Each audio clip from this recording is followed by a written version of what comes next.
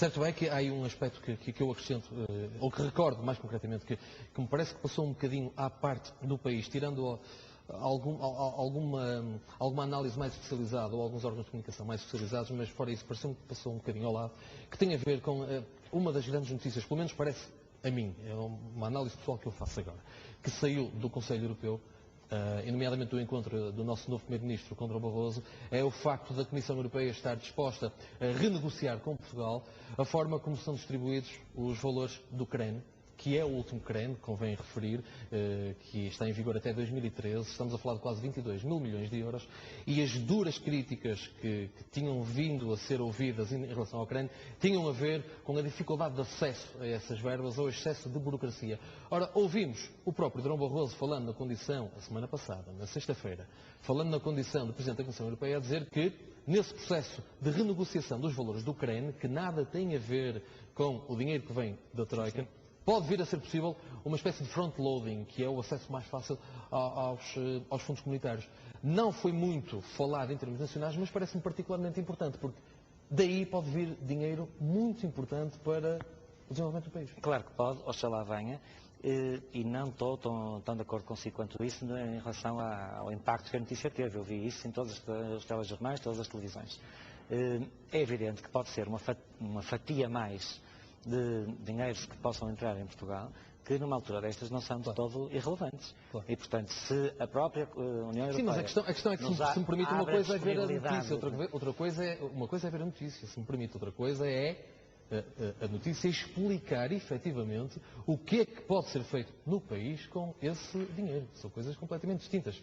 Pois está, mas Por isso é que eu disse que não foi muito especializado, tirando alguns órgãos mais especializados. Isso vai ser objeto de negociação, com certeza, de acerto, de planificação. Agora, a notícia verdadeiramente é que esses dinheiros até 2013 podem ser canalizados de outra maneira, agilizar o acesso a esse dinheiro, vir mais depressa. Se o processo de renegociação for frutífero, não é? Se chegar a bom porto, oxalá chegue, porque vai ter uma medida muito positiva, obviamente. Sobretudo porque a fatia do financiamento com origem nos fundos nacionais pode ser assumida mais tarde. E essa é que é a vantagem, porque pode dar aqui um grande contributo para reanimar a nossa economia. E reanimar a economia é a mesma coisa que dizer gerar emprego, gerar riqueza. Exatamente. Isso é positivo. Sem prejuízo de reconhecer que a taxa de execução do CREN mais elevada, que está acima da média, é portuguesa. Também devemos reconhecer isso. Não obstante este dado concreto, eu acho que aquela expressão que o atual Primeiro-Ministro referiu, que o Conselho não podia ter corrido melhor para Portugal, talvez encontre justificação também nesta medida que foi assumida pelo próprio Durão Barroso, o que é positivo para Portugal e nós temos de estar satisfeitos com isso. Agora, deixe-me pegar aqui numa nota que é muito importante relativamente ao que o Dr. Pedro disse, o Dr. Pedro Botelho Gomes.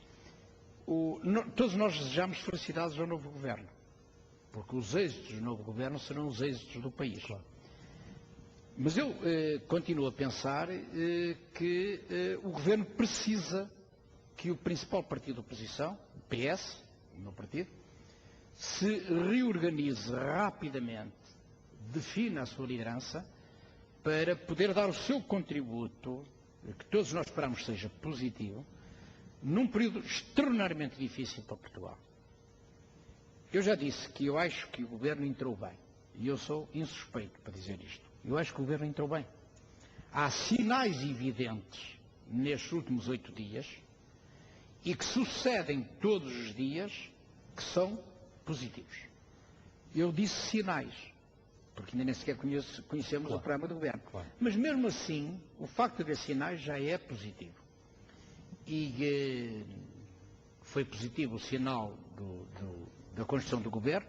Essa questão de ser mais técnicos que políticos, desculpem a expressão, é tudo treta. É treta para os analistas se entreterem. Os analistas não é do nosso nível. Os analistas do nível superior... Marcelos e afins. Não quero citar nomes. Entretêm-se com essas coisas. Mas nós, que somos mais do terreno, reconhecemos o efeito que isso produz junto dos cidadãos, da mesma maneira que o Secretário de Estado. E citou o meu amigo Campelo. Eu acho que é uma boa escolha. Eu sou suspeito, porque sou muito amigo dele. Não sou amigo dele por ele ter sido autarca, ter sido meu colega, também foi autarca. Sou mesmo amigo dele. E eu acho que é uma excelente escolha. Da mesma maneira que o Marco António. Está a ver? Estou a falar de pessoas que não têm nada a ver com a minha família política. E está a falar de nortenhos. E estou a falar de Marco António porque ontem ouvi uma crítica por ele ser do chamado aparelho do PSD. Mas uma pessoa por ser do aparelho do PSD ou por ser do aparelho do PS não tem qualidades eventualmente tão boas ou melhores que outros que não são dos aparelhos, ou melhores que aqueles que fazem de conta que não são dos aparelhos, mas são piores do que aqueles que parece que são dos aparelhos e são muito mais perversos do que aqueles que trabalham de cabeça levantada e, portanto, de uma forma transparente. Claro, há aí um sentido pejorativo e exatamente, dizer que é negativo. é do aparelho mas WOK. sem voltar a falar em nomes, eu acho que este sinal também é positivo, o dos governadores civis é positivo, o Conselho Europeu foi um sinal positivo. Eu desejo as mais felicidades a este governo, mas desejo também que o Partido Socialista, o meu partido, se organize, se liberte rapidamente daqueles efeitos que sustentaram, digamos assim, que sustentaram um funcionamento na base da ficção e das fantasias. Sabe, quer dizer, o nosso problema foi a fantasia. Havia muita fantasia na cabeça das pessoas, muita fantasia, e depois havia muitos yes-mans, e depois os resultados são os que são. E espero que esses erros não se repitam. Eu nem estou preso ao passado, não estou a fazer críticas, estou a olhar para o futuro. Espero que esses erros não se repitam. Espero que o PSD e o CDS, que fazem parte da coligação, não cometam os mesmos erros e que o PS avance rapidamente, porque nós precisamos, de facto, de um governo forte para tirar o país do ponto em que nos encontramos. Essa é que é a grande questão.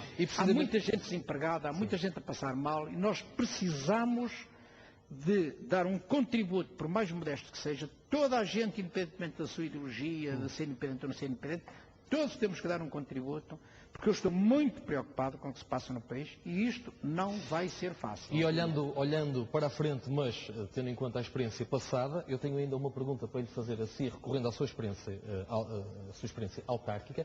Mas antes disso, é 00:03, vamos espreitar a nossa regular síntese da meia-noite e já regressamos ao comentário. Vamos ver algumas das notícias que marcam esta segunda-feira.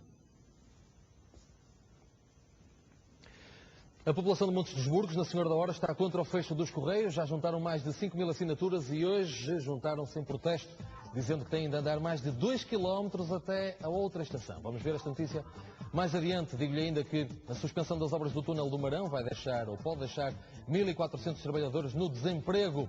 Uma notícia que já desenvolvemos neste dia em análise. E os clubes profissionais de futebol aprovaram hoje um conjunto de alterações nos regulamentos.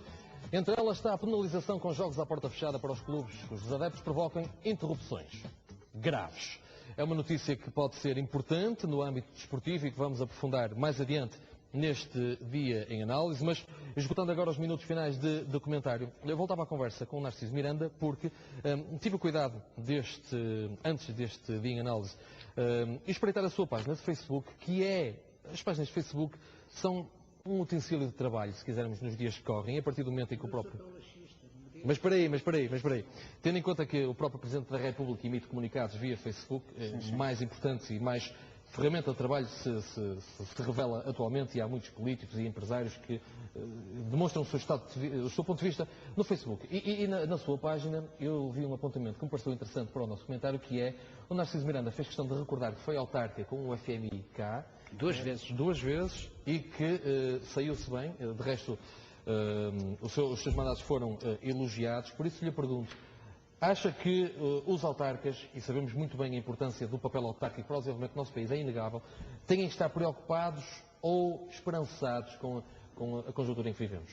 Eu acho que é completamente diferente esta conjuntura política em termos autárquicos das conjunturas que eu passei.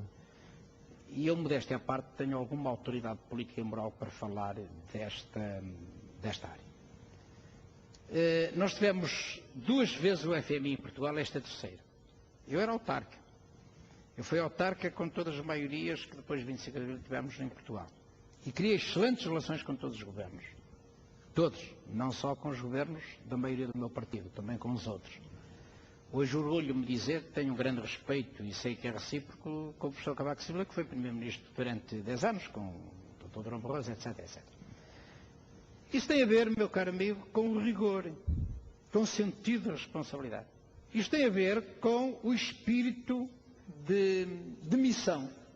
Isto tem a ver com o desempenho de um cargo, seja Ministro de Estado, ou Presidente da Câmara, ou Vereador, ou Presidente da Junta, com a cultura política que está subjacente a esse papel, a esse cargo, a essa tarefa. E uma coisa é a função, isto é, o compromisso público, isto é, gerir a coisa pública como se fosse a nossa coisa. E eu orgulho-me de dizer que foi dessa maneira que geri. Chamaram-me muitas vezes forreta. Desculpa a expressão. Não havia nenhum almoço nem nenhum jantar que o obrigasse, que o Presidente da Câmara de Matosinhos anterior obrigasse a explicar, a justificar. Rigor, contenção nas despesas. Muito rigor e muita contenção nas despesas. Nada de gastos supérfluos. Por isso é que resistimos bem à intervenção do FMI pela primeira vez em Portugal depois de 25 de abril, aqui em Matosinhos, e resistimos bem pela segunda vez. Eu acho que só tive 3 noites em que dormi mal, só 3 noites em 27 anos, é muito pouco, em que dormi mal para encontrar a arte suficiente, o engenho necessário, para que ninguém percebesse que havia dificuldades, uns dias depois, para executar pagamentos. Toda a gente sabe, modéstia à parte, toda a gente reconhece que durante os 27 anos que eu fui Presidente da Câmara, havia rigor financeiro e uma estrutura muito sólida, muito exigente. Claro que paguei uma fatura pesada. Criei anticorpos, criei adversários, criei inimigos internos. Eu bem conheço isso. Mas isso é normal em quase tudo. Mas hoje a conjuntura é bem diferente. E eu acho, não. Eu acho que há mais laxismo, há mais desresponsabilização, há mais diluição de responsabilidades, há novo riquismo. Eu acho que há o espírito instalado no país pelo engenheiro José Sócrates, sustentado na ficção e na fantasia, que ainda prolifera um pouco aí por todo lado, por muitas plataformas autárquicas. E isso é negativo. Exatamente. Utilizou a expressão correta. É preciso medir bem o terreno que pisamos, também ao nível local, porque há muita dívida escondida debaixo do tapete. Atenção à afirmação que estou a fazer. Há muita dívida que não está quantificada, está escondida debaixo do tapete, muito lixo debaixo do tapete. É preciso levantar os tapetes e tirar aquilo de lá para fora para perceber o que é que está a passar em todos os lados. Estou a falar genericamente. Claro. Dr. Pedro Botelho, para terminar, também tenho uma pergunta para si, até porque penso que uma das suas especialidades é direito laboral, corrija-me se estiver errado. Por isso lhe pergunto muito rapidamente, e já só tenho mesmo mais 1 minuto. Hoje ouvimos Carvalho da Silva, o líder da CGTP, no final da reunião com o novo Ministro da Economia, a dizer que a CGTP vai elaborar um dossiê para entregar ao Ministro, porque considera que, apesar de tudo, existem condições para que se suba o tão reivindicado ordenado mínimo para os 500 euros. Qual é a sua percepção? É possível ou não? A minha percepção, estou longe dos números do que é que seja dos dossiês do Ministério da Economia, mas eu diria que isso é impensável neste ano e se calhar no próximo. Parece-me que é típico de central sindical abrir as conversas e primeiro encontros com o Ministro logo com a fasquia bastante alta para ser possível no dia entrar a matar, se me permite, para ser possível no dia seguinte estar em protesto, porque a primeira pedido que se leva ao Ministro não é satisfeito. Acho que isso é impensável. Acho que as empresas estão cheias de dificuldades, grande parte delas, dificuldades de tesouraria imensas, dificuldades económicas, dificuldades financeiras, dificuldades de todo o género. Ainda está por perceber o que é que se vai fazer com o dito fundo que ia ser criado pelas empresas, que era uma das ideias, para ajudar a pagar despedimentos e cessações de contrato de trabalho, para aliviar, digamos, a despesa das empresas com isso. De Espanha, que estava a seguir o mesmo modelo, e no governo anterior, o governo do Partido Socialista, a Ministra do Trabalho, fartou-se de fazer vários relatórios, várias reuniões de rondas de negociação, que não eram mais do que copiar o modelo espanhol. E já temos notícia que em Espanha já se pondera que isso não avance nesses termos, porque as empresas não têm dinheiro para injetar nesse fundo. Vai ter que ser reestruturado mesmo. Vai ter que ser reestruturado, não há dinheiro para injetar. Portanto, eu não estou bem a perceber como é que se vai reduzir a taxa social única, por um lado, e, portanto, permitir um alívio da tesouraria das empresas, e, por outro lado, pedir às empresas que injetem dinheiro no dito fundo que iria compensar pagar indenizações de despedimento e também pagar mais para pagar salários mínimos de 500 euros. É preciso arranjar empregos. É preciso arranjar empregos. É preciso criar empregos. E, essencialmente, mais do que isso, é preciso retomar o termo de criar postos de trabalho, em vez de empregos. Exatamente. Porque emprego foi um conceito que se tornou um bocadinho perverso nos últimos anos em Portugal. Ter trabalho é bastante mais importante que ter emprego. Muito bem. Pedro Botelho Gomes, muito obrigado por ter vindo aqui ao nosso Obrigado. Dia em Análise. Narciso Miranda, agradeço também a presença aqui neste nosso espaço, na nossa edição da noite informativa, que agora vai seguir em frente.